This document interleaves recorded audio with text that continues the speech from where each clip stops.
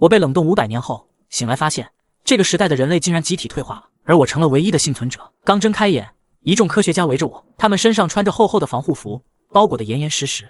他们对着我窃窃私语：“醒了，500年前的祖宗真醒来了。”其中一个说：“他竟然可以不穿防护服，直接暴露在空气中，那对人类可是剧毒啊！”另一个咽了咽口水，附和说：“外面还刮着微风，以人类的身体，瞬间就会被吹成骨灰。”最后一个科学家镇定说：“此人肉身成圣了，竟然可以抵御40度的高温，零下20度的严寒。”震惊之余，有人挥手示意说：“大家注意说话的声音，不要超过20分贝。”他们的话让我感觉莫名其妙，摸不到头脑。虽然我刚结束冬眠，但是不至于这么脆弱吧？我区区一个大活人，又不是刚出土的木乃伊，还我怕氧化了。我打着哈欠，嫌他们墨迹，不等他们动手，就自顾自地推开休眠舱的舱门，从里面钻了出来。不料所有人瞪大眼珠，不可置信地看着我，他们惊呼：“老祖宗竟然徒手打开了休眠舱！”我一脸不解，难道有什么问题吗？科学家瞪大眼睛说：“那舱门足足有10公斤啊！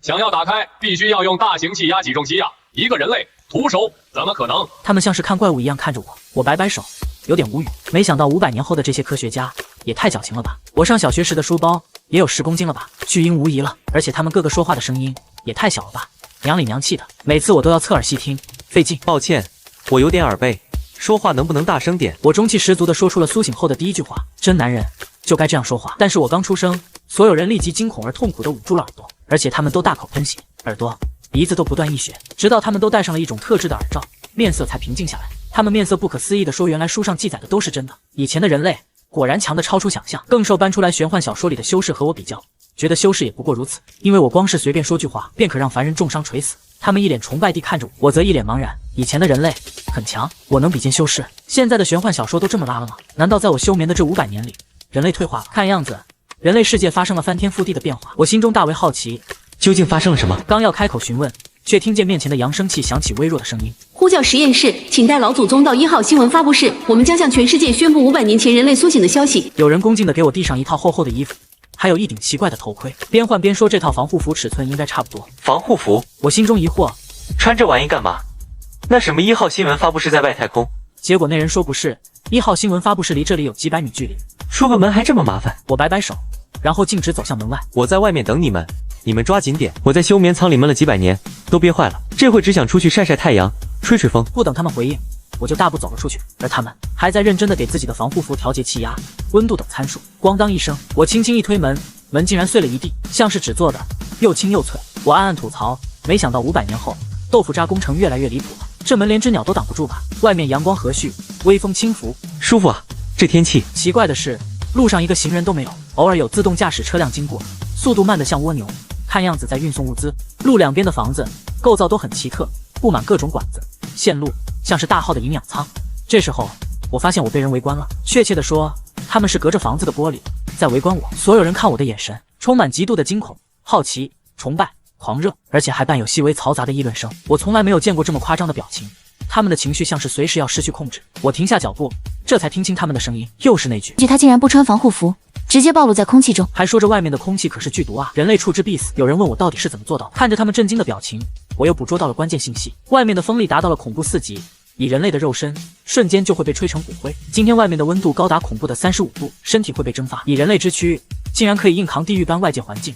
我成神了！听到他们的话，我大为震撼。没想到这个时代的人类竟然全都退化到了如此离谱的地步，而只有我这个500年前的幸存人类，成为了那唯一的幸存者。我从一个普通人变成了这个时代的最强者。这时候，有东西从我面前缓缓飘过，我定睛一看，才发现是一只鸟。说是飘过去，是因为它的速度实在很慢，尽管它是在飞，还没我走路快。花丛中的蝴蝶翅膀扇动，像是逐帧播放动画，每个微小的动作都要停留1小会。地上的蚂蚁速度更慢，半天动一下。看来不单单是人类，这个世界所有的东西都退化了。这时候，实验室的工作人员裹得像粽子一样出来了，全身都在防护服的保护下。而且我此时才发现，他们每人脚底下都装着一个小型电动车，用来提升他们的行动速度。怪不得刚才在实验室我没察觉到他们行动迟缓，透过厚厚的防护罩，我都能隐约感受到他们对我的震撼及崇拜。能这样无所顾忌地暴露在外，对他们来说是神话传说。路上他们给我简单地解释了一下，人类只能吸收净化加工过的空气，轻微的风力、细微的温度、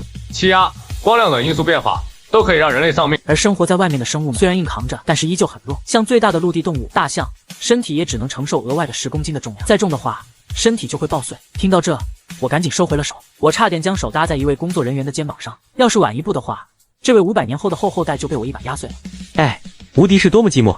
10分钟后，我们便到了1号新闻发布会议室。作为500年前的唯一人类，国家对我格外重视，迎接我的都是高层。得知我近乎逆天的能力后，他们激动得近乎癫狂。他们对我陪笑，招呼我先听会歌，放松一下。新闻发布会将在10分钟后正式开始。一台留声机被打开，里面却传来意味不明的声音：“这玩意也叫歌？”我皱眉，看到我的表情，他们问怎么了，老祖宗，不好听吗？他们连忙为我切换下一首，可换了几次后，我懵了。按他们的说法，刚放的这些歌都是全球经典歌曲，不应该啊，这也太难听了吧！这要放在500年前，任何一个地球人随便胡诌几句都比这个强吧？难道就连人类的创作能力也都严重退化了？真是一个可悲的时代。我摇摇头。正在这时，新闻发布会开始了，我被请到镜头前，刚刚的思绪也被打断。主持人介绍说，我们在镜头前的这位，正是刚刚在实验室解冻、生活在500年前的人类，我们的老祖宗。这场新闻发布会此刻正在全球同步播放，几乎所有的国家都在关注收看。主持人将一个话筒递给我，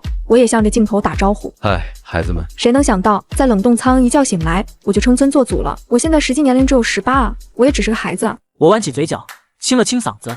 我这个做长辈的也没带什么礼物过来，不如就给大家表演一个我们那个时代的节目吧。我实在是被这个时代的白开水一样寡淡的歌给雷到了，所以我迫切的想让他们见识一下什么叫真正的艺术。但是表演什么节目呢？我在那个时代只是一名鬼火少年，整天跟在一帮同学后面跳激光雨，喊社会树下社会坟，来生还做社会人。刀不疯，马太瘦，我还不想跟你斗。我略微考量了下，觉得这些节目在这个场合表演终究不妥。这种后现代魔幻现实主义艺术形式对于这个时代的人类尚过于前卫。虽然500年前的歌曲舞蹈很多，但那些唱跳本人都不会啊。说到唱跳，我脑海一激灵，我立刻抬头对着镜头鞠一躬，然后露出一个微笑。全球观看人，大家好，我是冷冻时长2世纪半的个人老祖宗，喜欢唱跳，一首《基你太美》送给大家，希望大家能够喜欢。说完，我拇指食指一搓，打了个响指，同时潇洒地脱下外套扔到一边，然后抓起桌上的地球仪，不由分说的就唱跳起来。没有配乐，我就自己来。我一边唱着，一边将地球仪在地上拍了2下，然后抓起，让它在我胳膊、肩膀上滚了一圈。整个唱跳过程中，我配以迷离多情的眼神，多次侵略镜头，一个个经典动作全都被我还原了出来。我彻底忘我，陶醉其中，释放天性，表演了个爽。没想到，却突然发生了变故。现场的所有人好像都疯了，全都陷入了癫狂，眼神疯狂，手舞足蹈，嘴里胡言乱语，跪地膜拜的，欢呼雀跃的，哈哈大笑不能自已的，甚至有的人已经生理失禁了，比嗑了致幻药还疯。看着现场乱成一片，我彻底懵了，一个个的突然都怎么了？目光扫向墙壁上的几个大屏幕，我看到画面里无数观众也陷入了快乐癫狂。我拿起遥控器不断切换画面，果然凡是看到这场直播的人此刻全都疯了。我脑子一片混乱，刚刚究竟发生了什么？叮咚几声，桌子上放着一部手机，屏幕亮了，消息疯狂发了进来。我扫了一眼后便立刻点开了，因为那是一条条面向全民的紧急公告。中国应急管理部门紧急播报，请立刻切断1号新闻发布室的直播。还没看过直播的，请立即关掉，不要看不要想。那位500年前的人类是神，普通人类承受不了他的歌声，那足以让我们陷入无序和混乱。与此同时，其他国家也陆续发表声明。阿西巴，那明明是我们国家的欧巴，无耻的人偷了我们的老祖宗。那是伟大的湿婆神，他没有降临我国，一定是恒河的水太清澈了。湿婆神发怒，让世人陷入癫狂了。邪神克苏鲁，不可名状，不可窥视，人类不配感受他的情绪变化，请立即退出观看。看到这一条条离谱的新闻，我算是明白了，这些人陷入疯狂，确实是因为听到了我唱的歌。人类根本承受不了，人类的退化不但体现在生理上，也体现在精神上。我的精神力相对于这个时代的人类太强了，我唱歌的时候内心情感会波动，这种波动这根本不是如今的人类所能承受的。而且500年前的歌所蕴含的信息太密集太高了，而这个时代人类最好的歌，其中蕴含的信息密度很低，所以我听的时候才会觉得寡淡无味。如果是这样，那么不单单是我唱歌，就算是我生气、高兴、恐惧、哀伤、痛苦，只要我的精神或者情绪波动太大，就能让人类陷入癫狂以及毁灭。这我不就是现实版的邪神吗？我万万没想到，我一个21世纪的普通人类，冬眠到这个人类集体退化的时代，竟然被衬托的强的这么变态。几天后，全球人类才恢复了正常，我的名声在他们口中变成了邪神，他们都用崇拜的眼神看着我，嘴里还说上古传说并非虚构，古人果然是神一样的存在。最后得出结论，相比那些禁区里的邪神，还是我更强一些。看到新闻里全人类对我的评价，我一头雾水。难道这个世界真有神明存在？实验室的首席科学家是位白发苍苍的老者，他穿上最严密的防护服，而后面见我，亲自向我解释。您在新闻发布会现场展现的神迹，与某些禁区里的邪神力量颇为相似。说着，他神情紧张地向我祈求道：“希望老祖宗您的情绪不要有太大的波动，避免造成无辜人员死伤。”我扶了扶额头，抑制住苦恼的情绪。这就是超级强者的世界吗？喜怒哀乐、兴趣爱好、肢体接触，我连做什么都得小心翼翼。生活在这样的世界，孤独注定是常态。那这样活着还有什么意思？出问题的是这个世界，而不是我。或许我可以尝试着找到并解决世界退化这个问题，让所有人恢复上古人类的荣光，和我并肩生活。想到这里，我问道：“那个禁区里的邪神到底是个什么玩意儿？为什么说我和他很像？”首席见我脸色如常，没有丝毫异样，这才长长松了口气，然后让人找出相关资料，交给我查阅。现在和我生活的时代不同，人类都集中在各大定居点生活，但在定居点之外，还存在着许多危险。各国经过协商，将这些危险地带统一命名为禁区，并加以编号，以阿拉伯数字来标示不同的危险等级。其中0级禁区表示危险程度最高，绝对不能靠近，绝对不能进入。其他级别危险程度依次递减。首席向我详细讲解禁区的危险。禁区邪神是指一些山中时常会有邪神异语传出，出现的时间不定，有时每隔5-6个小时就会响起邪神异语，有时则需间隔1-2周时间。这种邪神异语无法言喻，不可名状，人类听到后便会陷入癫狂，随之手舞足蹈。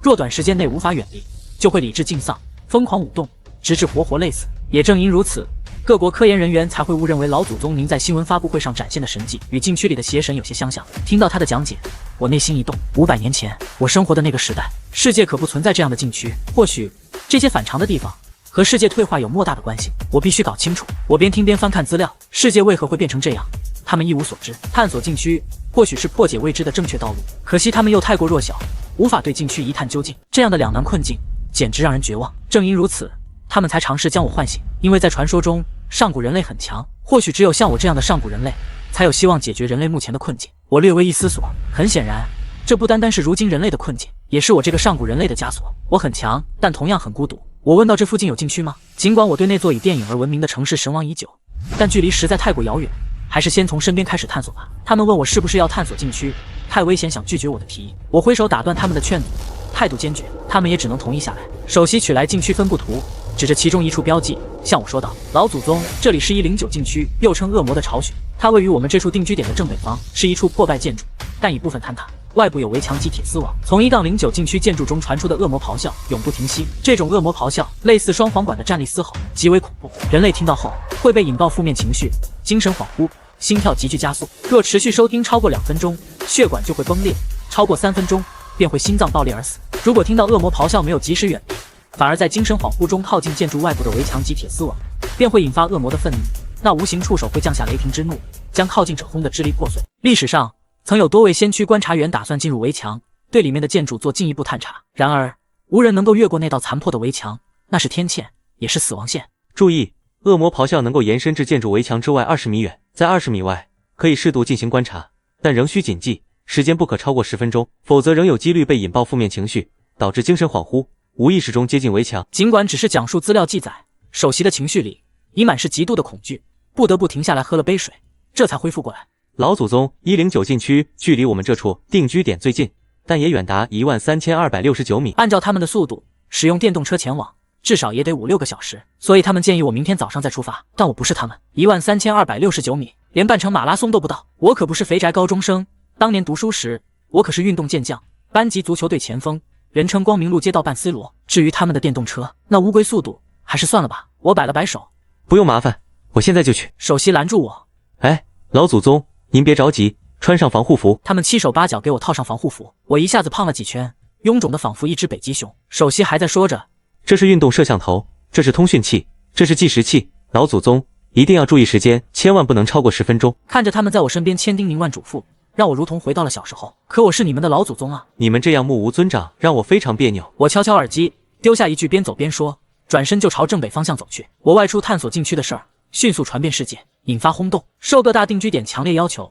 科研人员将我随身佩戴的运动相机传回的画面做无害化处理，然后进行全球直播。有人感叹，每秒钟1.51米，步行速度都赶上最新款电动车了。这就是老祖宗缩地成寸的神通吗？直播间里一片震惊，刺啦一声，随着我一个摆臂，防护服竟然裂开了。看来如今人类的东西对我都很脆弱，我干脆扒掉防护服，又穿上了500年前的衣服。他们又开始赞美我，竟然以肉身硬抗地狱环境，这就是传说中的东方古神啊！每秒钟6.52米，比电动车还要快出2倍多。老祖宗这是领悟了空间法则吗？期待老祖宗大战禁区恶魔。我一边奔跑，一边观看直播间解闷，那此起彼伏的惊呼声让我仿佛梦回从前，回到了与同学们一起观看英雄联盟 LPL 总决赛的夜晚。那时我们为电竞大神的高超技艺惊呼，而现在我却成了众人欢呼瞩目的对象。耳机里播报着老祖宗接近1-09禁区，伟大的东方古神向恶魔的巢穴前进。与此同时，我也看到了警戒线，那里面是一处占地颇广的建筑。1-09禁区，恶魔的巢穴。我小心翼翼地笑了笑，远远望着1-09禁区外面的残垣断壁，我的笑容差点控制不住。眼前那些尚且完好的墙壁上会有墙体广告，尽管斑驳开裂，却依稀可辨，移动改变生活。熟悉的图画样式，熟悉的蓝底白字，我仿佛回到了500年前。我观察了片刻，见里面毫无动静，便伸手拉开警戒线，向一处围墙缺口走去。首席第一时间向我示警：老祖宗请注意，您已进入恶魔咆哮的波及范围，安全时间只有10分钟。恶魔咆哮，我怎么听不到？我屏气凝神片刻，仍然听不到任何声音。我不再理会，迈开大步继续前进。我这一举动迅速引爆了直播间，他们惊呼说看到了位格压制，还说我这个东方古神位格远超禁区恶魔。约莫走了12-13米，我隐约听到了些声音。我集中精神，侧耳聆听，呼呼2声，非常细微的声响。与此相伴，还有轻柔的微风一起从围墙缺口处涌出。难道这就是他们说的恶魔咆哮？这咆哮也忒温柔了吧？而且怎么越听越像风扇声呢？算了，进去看看，才知道里面到底有什么玩意儿。我抬脚登上倒塌的围墙，突如其来的刺痛让我不由自主地蹲下，捂住了小腿。此时看到我的异样，首席在耳机里惊呼：老祖宗，小心，围墙是死亡线，您千万不能靠近啊！直播间也乱成一团，纷纷说无形触手，雷霆之怒，禁区恶魔开始反击了。还有人义愤填膺，禁区恶魔好狡猾，故意示弱欺骗老祖宗，老祖宗快退后。我无视他们的惊呼，直接扒开碎砖块，便找到了所谓的禁区恶魔的无形触手，一节埋藏在倒塌围墙里的铁丝网。围墙铁丝网，这在500年前是非常常见的配置，不过还好是弱电，若是换成220V 交流电，我恐怕就要人仰马翻，在后辈面前丢人现眼了。我一边揉着小腿，一边向缺口看去。很快，我就在基站建筑顶部找到了目标——太阳能光伏发电系统。想想也是，已经500年过去，也只有太阳能发电才能坚持到现在。首席的声音伴着几分哭腔：老祖宗，老祖宗，您快起来，快退后啊！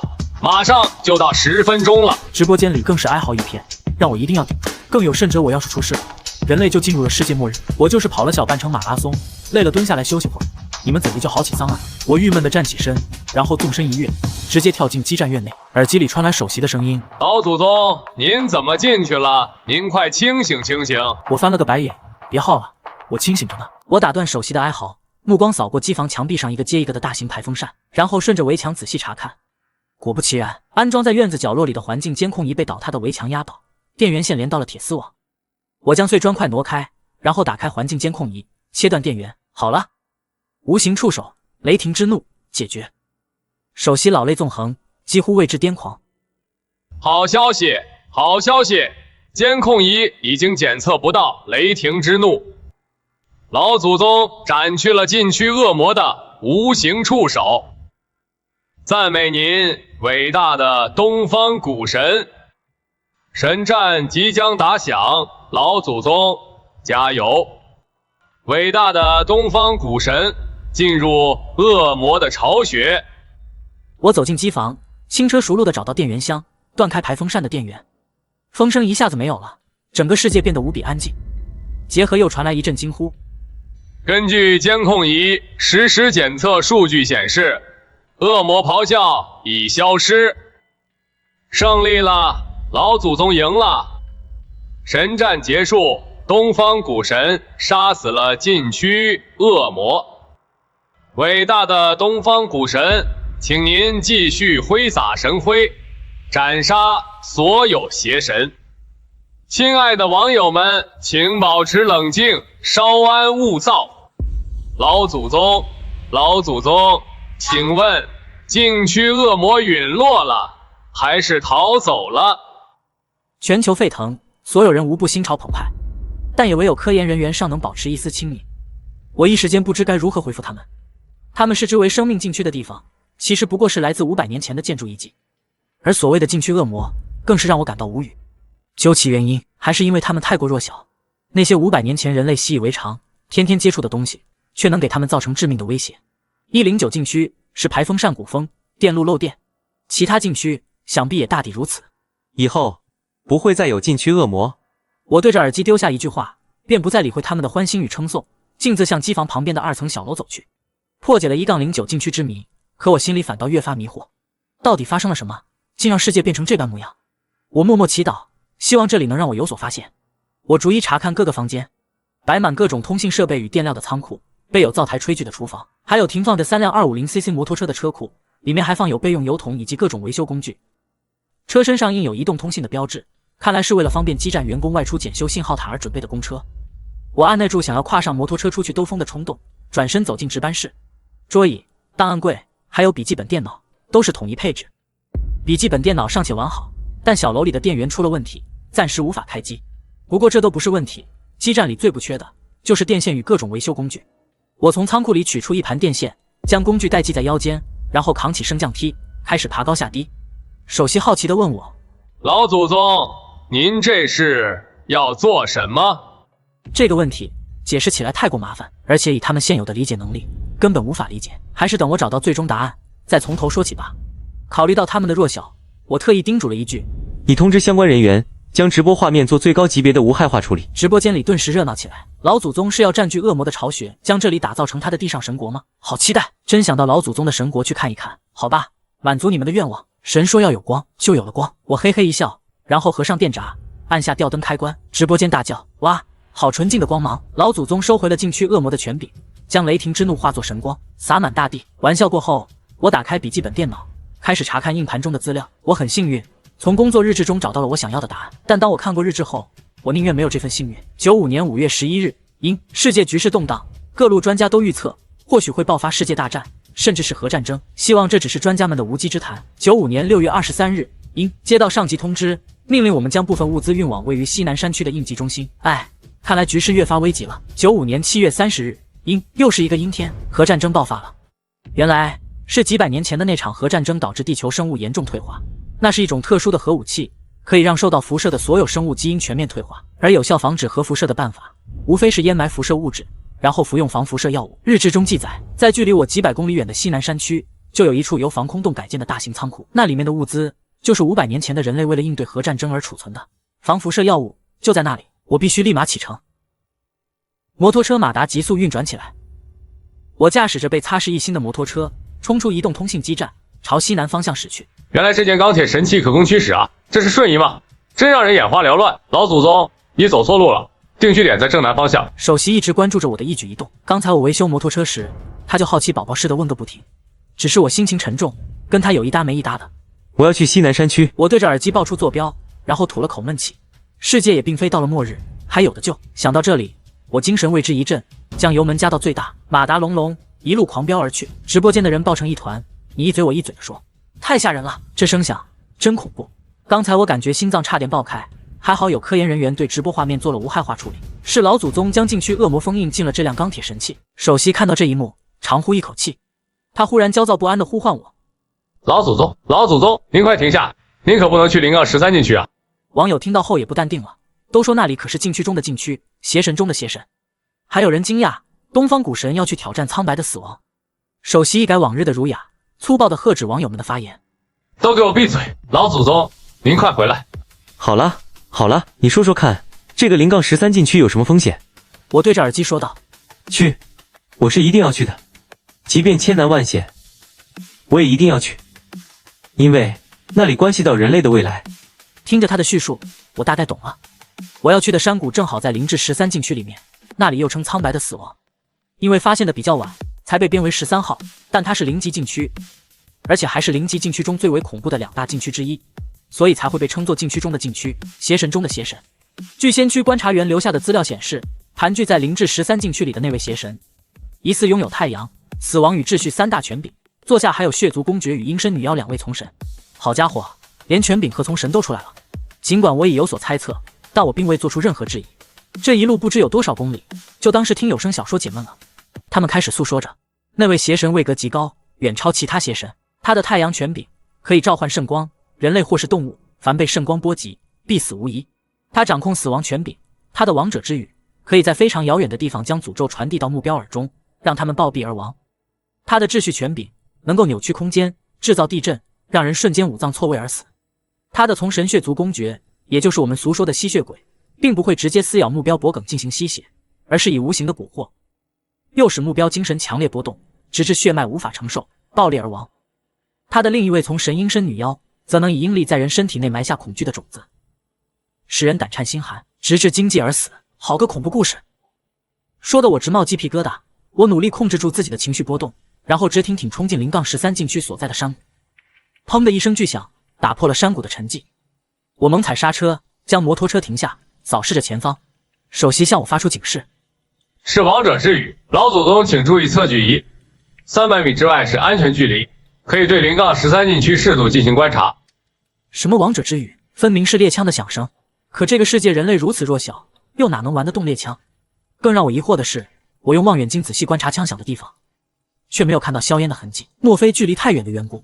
我壮起胆子，发动摩托车继续前行。首席提醒我已接近安全线，前方危险，快停下！我无视首席的话，转瞬之间就突破了安全线。不等首席再度出声，空中忽然响起尖锐的鹰力，我连忙降低车速，抬头望向天空，希望能够一睹阴身女妖的芳容。可惜天上并没有什么阴身女妖，甚至连只鸟都没有。然而咻咻的鹰叫依然响个不停，听过一声又一声，我忽然明白了，这一声接一声都是一个调调，这哪是什么阴力啊，分明是电子拟声。当年我在物理兴趣小组就制作过电子风鸣器，为学校的鼠患治理做出过重大贡献。0-13禁区是应急中心所在，其主体就是利用山内防空洞改建的大型仓库，不仅储藏有通信设备，还有粮食、医药、工程器械等物资。这种大型仓库必然安装有驱鼠、驱鸟等设备，以防止各种动物对所藏物资造成破坏。模拟老鹰声源，还有此前听到的猎枪声，都可以驱赶飞鸟。直播间又沸腾了起来，怎么回事？老祖宗为何笑了？莫非血族公爵偷袭，以无形的蛊惑，致使老祖宗神精神失控啊！这些可恶的邪神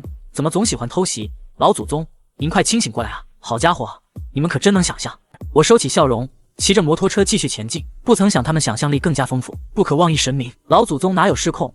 刚才分明是在用笑声抗衡邪神攻击。神就是神，一举一动皆有神力，我等凡人不可妄加猜躲。一道雪亮的光柱横空扫来，是召唤圣光，老祖宗快躲开！首席又在第一时间向我示警。我不慌不忙地从工具包里摸出一副墨镜，戴在脸上，然后朝着邪神的太阳权柄直冲过去。光柱照在脸上，有种夜间行车时遭遇了远光狗的感觉，真想朝对方比个中指。可惜有许多后辈正在观看直播，我得保持好长辈风范。他们夸赞道，竟然可以直面苍白的死的召唤圣光，老祖宗超神啊！苍白的死亡是最为强大的2位邪神之一，这应该就是终极神战了。我看到了一台频闪强光驱鸟器，这就是所谓的苍白的死亡的太阳权柄。在它旁边是苍白的死亡的秩序权柄，一台用于驱鼠的电子震荡器。它的确能引起震动感，但对我来说，甚至还比不上足球场上被皮球击中的感觉，根本不足为虑。一路行至应急中心仓库大门，我也一一窥得2位从神的真容。阴身女妖是老鹰声源电子拟声器，血族公爵则是台超声波发射器，都是用来驱鸟驱鼠的。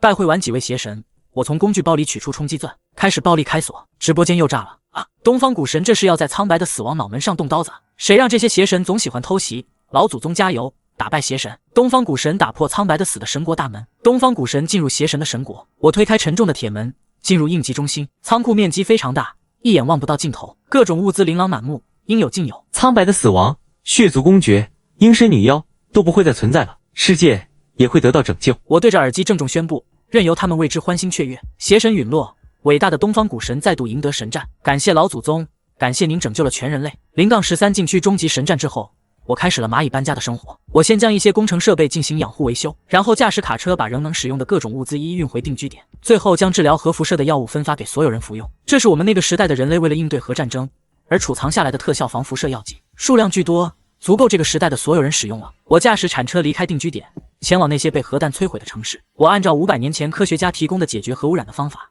铲去遭受污染的地面，挖坑掩埋。我只有一个人，工作进展很慢，但我毫无怨言。当年我还是个中二少年时，曾梦想仗剑走天涯，现在我正在一点点实现这个目标，一点点走遍全世界。许多年后，人类的体质渐渐可以适应外界的环境，我教会他们使用500年前的工程设备，开始有人跟随我一起工作。或许过上几代人，他们就会变得正常，重现上古人类的荣光。我也将真相告诉给他们，他们开始不再将我视为神明，但他们依然尊重我，热爱我。毕竟我虽然依然年轻，但可是来自500年前的人类。药物分发后的第3个月，第一批服用者开始出现明显变化。最先感受到不同的是那些科研人员，他们原本连说话都不敢大声，现在终于能在我面前正常交谈了。虽然还是得像对待易碎品一样小心翼翼，但至少不用每句话都写在纸上了。老祖宗，我的握力测试达到了0.5公斤。首席科学家举着测量仪，兴奋得像个孩子。我看着他手里那个精致的仪器，又看了看他因为用力而憋红的脸，把我小学时就能提20公斤这句话咽了回去。我拍拍他的肩膀，很好，继续服药，坚持锻炼。现在敢拍了，只要控制在1成里以内。但问题也随之而来，人类开始恢复，就意味着他们必须学习使用那些500年前的设备，学习如何在这个对他们而言依然危险的世界生存。我成了全世界唯一的老师。第一个教学项目是驾驶卡车。定居点广场上，30名精英学员穿着特制防护服，围在一辆我修复的柴油卡车旁。这车在旧时代算老古董，在这里却是需要顶礼膜拜的神器。我坐在驾驶座上讲解，这是离合器，这是油门，这是刹车，挂档时要踩离合。算了，我直接演示。我启动引擎，轰隆隆一声，当场晕倒5个。剩下的学员脸色惨白，有几人开始呕吐。他们捂着耳朵，防护面罩上溅满了不明液体。我赶紧熄火。直播间里又炸了，老祖宗施展雷霆神威，为学员们醍醐灌顶。醍醐灌顶个屁，这是柴油发动机的正常声音。我深吸一口气，控制住情绪，不能生气，一生气又得倒一片。我摆摆手，今天的课先到这里。晕倒的抬去医务室，吐了的去换防护服。教学进度慢得像蜗牛，更让我头疼的是，不是所有人都愿意改变。定居点高层会议，我作为特别顾问列席，实际上他们什么事都得问我。圆桌旁坐着12个人，都是各个领域的负责人。他们依然穿着防护服，但面罩已经可以打开，露出或苍老或稚嫩的脸。老祖宗提出的户外适应训练，我认为风险太大。说话的是资源分配局局长，一个50岁左右的男人，叫陈景。陈景他是旧时代幸存者的后代，祖父那辈就在定居点管理层。陈景继续说，我们已经在地下生活了300年，贸然接触外界会造成不必要的伤亡。现在有了药物，我们可以慢慢改善地下环境，何必冒险？我敲了敲桌子，因为地下永远不是出路，你们需要阳光，需要新鲜空气，不是那种加工过的罐装货。安全部部长接话，可外面的世界依然危险，就算有防护服，一阵强风，一次温度波动，都可能要命。老祖宗，您强大，但我们是普通人。我扫视众人，12个人里有6个明显面露抵触。我明白了，他们不是害怕改变，他们是害怕改变带来的权力重组。在地下世界，他们是管理者，是规则的制定者。一旦人类重返地表，就有的秩序必然被打破，谁适应得快，谁就能占据先机。而这些习惯了掌控一切的人，不愿意赌。我站起来，训练计划照常进行，愿意参加的人报名，不强求。我转身离开会议室，身后传来压抑的议论声。3个月后，第一批20名志愿者准备就绪，他们已经服药超过半年，体质测试数据比之前提高了3倍。虽然在我看来还是弱不禁风，但至少能穿着防护服在室外活动半小时了。我们要去的地方是80公里外的一座旧城市废墟，目标是搜寻还能使用的工程机械，顺便实地教学。20人分成5辆我修复的卡车，每辆车都由我亲自改装，发动机声音降到最低，加装了各种减震装置，免得又把乘客震晕。我开领头车，车队驶出定居点防护罩的那一刻，车载通讯器里传来此起彼伏的惊呼：天空好大，那是云吗？和视频里看的感觉完全不一样。风，我感觉到风在吹动防护服。我听着后座2个年轻研究员兴奋的对话，嘴角忍不住上扬。他们一个叫林晓，一个叫周明，都是科研院的尖子生，对旧世界充满好奇。老祖宗，旧时代的城市都这么大吗？林晓指着前方隐约可见的建筑群轮廓。我说，那只是个县城，等你们恢复了，我带你们去看真正的城市。虽然现在可能只剩废墟了，80公里，开了4个小时，不是车慢，是要不断停下来让学员们适应。每次停车，都有人下车呕吐，或者因为看到一只鸟一片飘落的叶子而激动的晕倒。我们是不是太没用了？周明愧疚地说。我拍拍他的肩膀说，慢慢来，500年的退化，不是几个月就能补回来的。终于抵达城市边缘，眼前的景象让我心里一沉。这里显然遭受过直接打击，建筑大面积坍塌，钢筋混凝土扭曲成怪异的形状。但让我在意的是，某些废墟看起来太整齐了，像是被人刻意清理过。所有人待在车上，我先下去看看。我戴上防护手套，不是保护自己，是怕手碰到什么不干净的东西，回去传染给这些免疫力低下的后辈。我跳下车，走向最近的一处废墟，是座商场，外墙剥落，露出里面的钢筋。我走进半塌的大门，灰尘簌簌落下，里面很暗。我打开头灯，货架东倒西歪，商品散落一地。但奇怪的是，所有金属制品、家电工具货架本身都不见了，被拆走了，而且拆得很专业，切口整齐，像是用专业工具干的。我蹲下来，用手指抹过地面，灰尘很厚，但某些区域有拖拽的痕迹，痕迹很新，不超过1个月。这座城市里还有别人，或者说还有别的人类。我退回车队，把发现告诉学员。陈瑾也在队伍里，他最后还是来了，大概是怕失去对新发现资源的控制权。陈瑾疑惑，所有幸存人类都在各大定居点登记在册，这里是未开拓区域，怎么会有人？我说，我也希望没有，但痕迹不会说谎，我们决定谨慎前进。目标是5公里外的一家工程机械厂，如果还有能用的设备，大概率在那里。车队缓缓行驶在破败的街道上，林晓和周明趴在车窗边，贪婪地记录一切。他们用颤抖的手画着素描，拍着照片，这些都将成为珍贵的研究资料。突然，我的耳朵捕捉到一丝异响，不是风声，不是动物，是金属碰撞声。停车！所有车停下。我示意所有人噤声，自己打开车门，无声地滑到地面。声音来自右侧的一条小巷。我贴着墙移动，在巷口探头看去，3个人穿着用各种布料拼接成的防护服，头上戴着焊接了玻璃片的铁皮头盔。他们正用撬棍和切割器从一辆废弃公交车上拆卸零件。最让我在意的是他们的动作，虽然笨拙，但比定居点的人强多了，至少能挥动撬棍，能站稳。我走出来，3人瞬间僵住，齐刷刷转头。透过脏兮兮的玻璃，我看到他们瞪大的眼睛。你们好。我举起双手表示无害。中间那人看起来是领头的，缓缓放下切割器。他身材矮壮，防护服下肌肉轮廓明显。你从哪里来？他的声音嘶哑，像很久没说话。我说，南边的第7定居点。你们呢？3人对视一眼。领头人说，我们没有定居点，我们是自由民。自由民？他们是核战争后没有进入地下定居点的人类后代，祖先选择了在地表苟延残喘，在辐射和恶劣环境中艰难生存，代价是惨重的。最初几代人死亡率超过90%，但也因此幸存者的体质比地下人类强得多。领头人老刀扯了扯自己简陋的装备，我们不需要那些脆弱的防护服，真正的强者靠身体适应环境。我看着他头盔下骄傲的表情，又看了看他微微颤抖的手，那是在硬撑，我能看出来。我问你们有多少人？老刀很警惕，不告诉你，你们定居点的人都是懦夫，躲在地下300年，现在要吃好了就想出来抢地盘。我解释说我们不是来抢的。老刀指着巷口隐约可见的车队，那这些车是怎么回事？这么多车，这么多人，不是来抢资源，难道是来旅游的？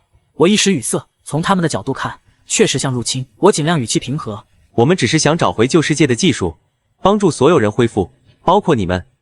你们虽然适应了环境，但依然活得很艰难，不是吗？老刀沉默了，他身后的一个年轻人忍不住开口，刀叔，我们确实需要药品，小云他。老刀厉声喝止闭嘴，但已经晚了。我听到了关键词药品。我把车队的人叫来，双方在废墟间的空地上对峙。20个穿着先进防护服的定居点居民，3个穿着破烂的自由民，场面有点滑稽，但气氛很紧张。陈瑾站在我身边，压低声音说，老祖宗不能相信他们，地表幸存者记录里说他们野蛮未开化，会攻击定居点的外出队。我回敬，记录是300年前写的，而且写记录的人在地下，他们在外面，谁更了解真实情况？老刀听到我们的对话，冷笑，听见没？在你们眼里，我们就是野兽。林晓试图解释他没有这个意思，老刀打断他，那你们什么意思？施舍高高在上的给我们一点药，然后让我们感恩戴德，乖乖听话。我叹了口气，500年前人类也这样，分成各种群体，互相猜忌，互相攻击。没想到500年后退化成这样了，毛病倒是一点没改。我往前走了一步，这样吧，你们带我去看看需要药品的人，作为交换，我给你们1批药，还有食物，不附加任何条件。陈瑾急了叫了我一声，老刀盯着我看了很久，他说，就你一个人？我跟老刀走了3公里，来到城市另一端的半地下建筑，这里以前应该是个地铁站，入口被废墟掩盖，很隐蔽。进去后是一条长长的通道，两侧用废金属和塑料板隔出一个个房间，大概有50-60人生活在这里，所有人都穿着自制防护服，面黄肌瘦，但眼神里有种定居点居民没有的野性和坚韧。孩子们在通道里追逐打闹，虽然跑得慢，但至少能跑。我看到一个角落里躺着个发烧的女孩，大概7、8岁，她呼吸急促，脸上有不正常的红晕。老刀声音低沉，辐射病复发，我们找到的药早就用完了。我蹲下来检查女孩，确实是急性辐射病症状，但还不算晚期。我带的药正好对症。我问有干净的水吗？一个妇人急忙端来半碗浑浊的水。我摇摇头，从随身包里拿出自己的水壶，倒出一些，又取出药片。女孩迷迷糊糊吞下药，我让她躺好，又检查了周围几个病人，大多是营养不良和慢性辐射病。我站起来，你们这样不行，靠捡垃圾和拆废铁，活不久的。老刀语气依然硬，但眼神软了一些。那怎么办？去你们的定居点被当成异类关起来。我说可以建立合作，我们提供药品、技术，你们提供地表生存经验，我们可以一起清理废墟，重建家园。老刀没说话，通道里的人都看着我，有怀疑，有期待，有麻木。最后他说：“给我点时间考虑。”我带老刀回到车队，给了他2箱药品和一些压缩食品。陈瑾脸色很难看，但没敢当面反对。返程路上，他坐在我旁边的副驾驶座，终于忍不住了：“老祖宗，您太轻信了，那些野蛮人拿到药，转头就会来抢我们更多东西。”我看着前方道路，他们也是人类，而且比你们更适应这个世界，合作对双方都有利。陈瑾冷笑。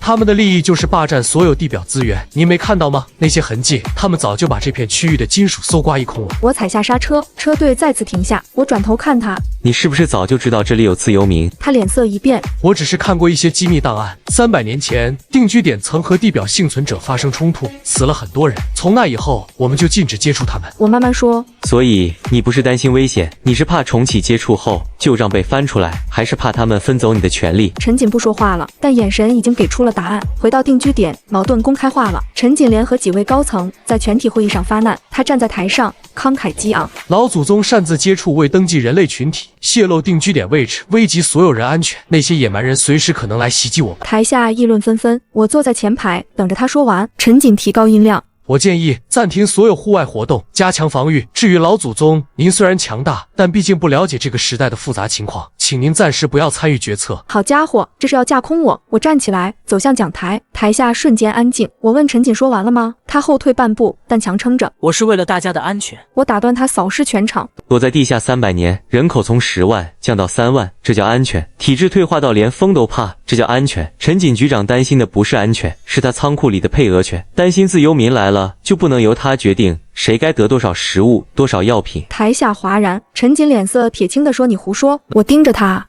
那我问你，3个月前医疗部申请额外药品配额，你以资源有限为由驳回，但那批药去哪儿了？为什么你的私人仓库里发现了50箱未登记的药品？这下炸锅了！我早就让林晓和周明暗中调查了。这些孩子虽然单纯，但不傻，他们发现物资分配有问题，偷偷告诉了我。陈瑾张着嘴说不出话。我继续说：我不喜欢搞权力斗争，但谁阻碍人类复兴，谁就是我的敌人。会议不欢而散，但支持我的人明显多了，尤其是年轻一代。他们渴望改变，渴望看到真正的天空。3天后，老刀来了，他不是一个人，带了5个自由民的代表。他们站在定居点防护罩外，要求见我。陈瑾的人想拦，但被我制止了。我在防护罩内的会客室见他们，这里环境可控，不会让自由民不适。老刀摘下他那可笑又可怜的铁皮头盔，露出一张饱经风霜的脸。他大概40岁，但看起来像60。他开门见山：我们商量过了，可以合作，但我们有条件。我让他们说：第一，平等，我们不是附属，是合作伙伴。我点头同意。第二，共享技术、药品、食物，按贡献分配，不按出身。我点头同意。第三，你们定居点里有些人我们不想合作，比如那个叫陈瑾的。我笑了。巧了，我也不想。协议初步达成，自由民将派20人加入我的工程队，学习使用重型机械。作为回报，定居点提供药品、食物，并共享部分旧世界技术资料。陈瑾一派当然反对，但他们现在自顾不暇，物资贪腐的事开始调查。几个同伙陆续被揪出来，权力正在悄然转移。随着夕阳的余晖洒在废墟上，工程队结束了第1天的作业。自由民们与定居点的居民一起收拾工具，分享着1天的收获与喜悦。虽然语言上还有些障碍，但笑容和眼神中的真诚已经足够跨越一切隔阂。夜幕降临，我站在防护罩边，望着远处灯火渐起的废墟，心中充满了期待。明天又将是一个新的开始，一个属于所有人类的新时代正在缓缓拉开序幕。